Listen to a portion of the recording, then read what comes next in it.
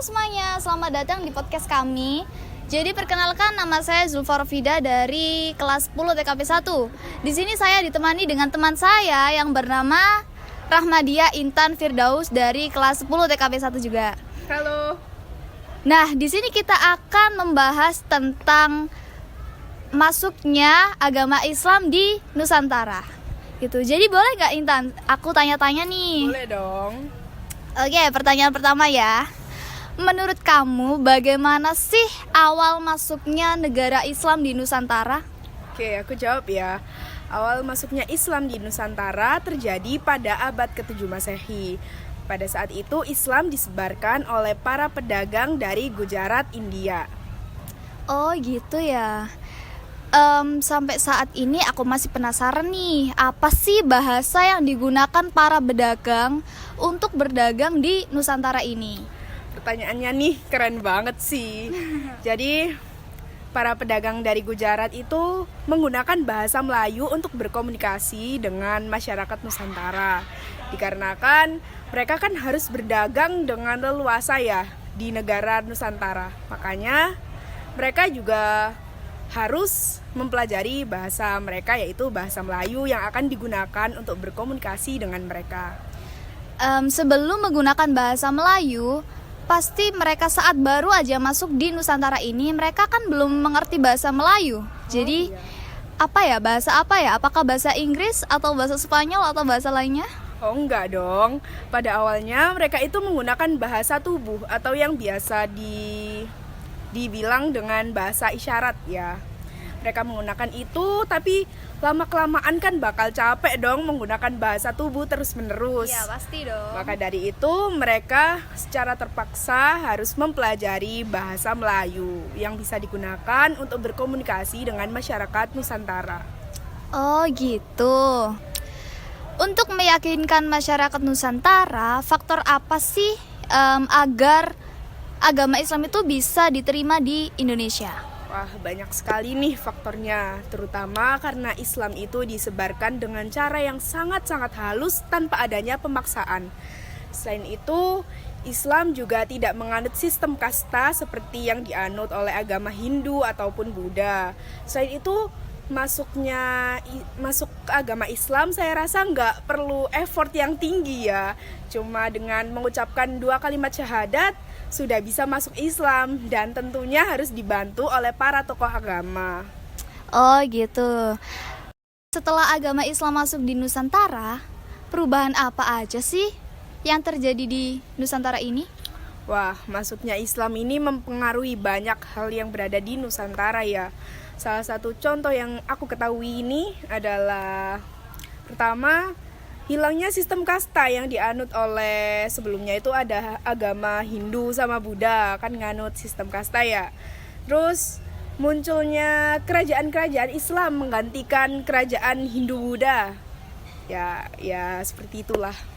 Nah, dari yang Intan jelaskan ini tadi, apakah udah fix teorinya atau masih ada teori-teori lain lagi nih? Oh enggak.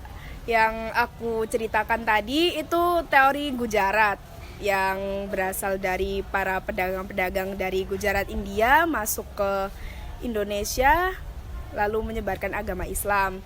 Tapi teori-teori lain juga ada teori Mekah, ada teori Persia.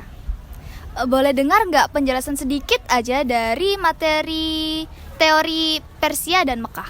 Oke, boleh dong.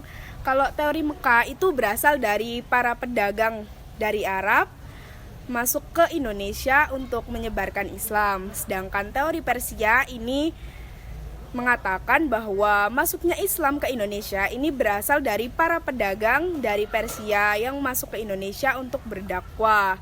Dan pada teori Persia menjelaskan bahwa Gujarat ini cuma tempat singgahnya para pedagang Persia. Oh gitu ya. Terima kasih ya Intan udah mau ditanya-tanya. Nah teman-teman, selanjutnya kita bakal membahas tentang saluran masuknya negara Islam ya di part 2.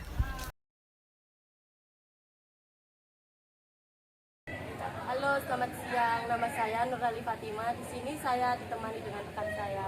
Sana Paulina Risa Fitri. Di sini saya akan bertanya-tanya tentang saluran penyebaran Islam di Indonesia? Jadi penyebarannya itu ada 6. 1. Perdagangan, perkawinan, pendidikan, tasawuf, dakwah, dan kesenian. Satu salurannya kan perdagangan. Jadi gimana sih caranya berdagang sambil berdakwah Islam? Awalnya melalui perdagangan dari para pedagang Arab, Persia, dan Gujarat. Mereka mengenalkan nilai-nilai Islam kepada pembelinya yang dari Indonesia. Mereka bisa bergaul dengan semua orang sehingga pelabuhan yang ramai menjadi kesempatan baik untuk mengenalkan ajaran Islam. Selanjutnya, beberapa pedagang memutuskan untuk menetapkan dan mendirikan perkampungan yang tidak jauh dari pelabuhan. Adanya perkampungan tersebut membuat interaksi antara masyarakat dan pedagang menjadi semakin intens dan membuka kesempatan masyarakat untuk mengenal Islam lebih jauh. Oh, jadi seperti itu. Terima kasih atas waktunya. Ya.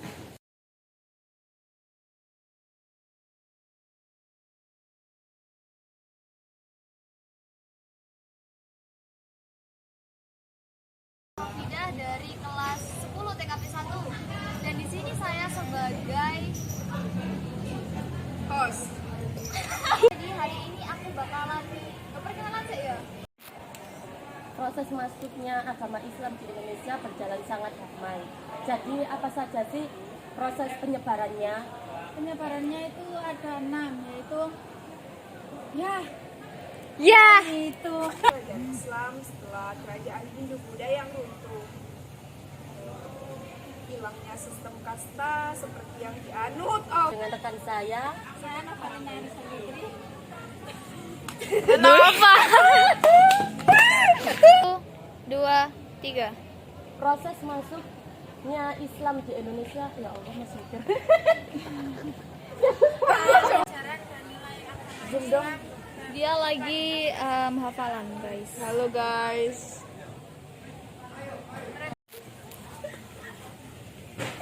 Masih, ada